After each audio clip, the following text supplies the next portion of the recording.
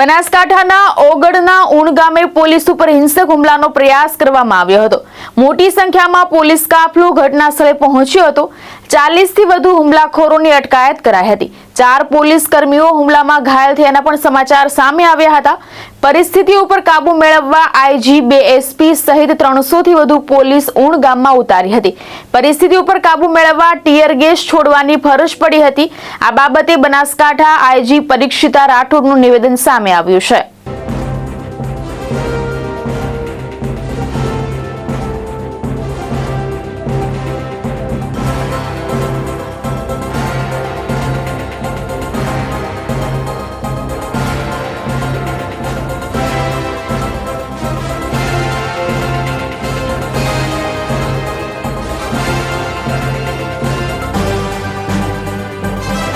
चौधरी समाज द्वारा अहींया एमनी एक जे जूनी मैटर हती एने लईने पोलीस साथे संघर्षमां उतरेला हता अने लगभग 2.5 થી 3 કલાક जेटली पोलीस द्वारा एमने समजावट करवामां आवी हती।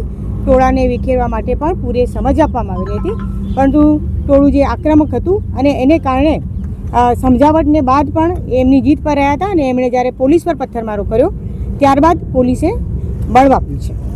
साहेब आ समग्र घटनामां કેટલા પોલીસ કર્મી ઇજાગ્રસ્ત?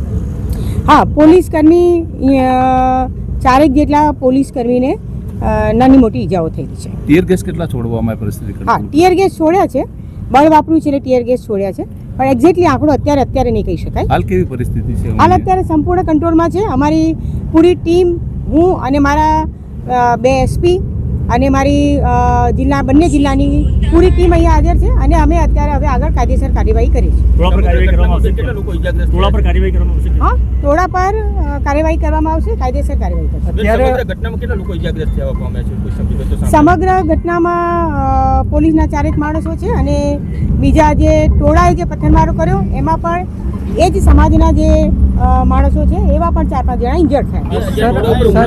તેમના સામે કેવી કાર્યવાહી કરવામાં આવશે?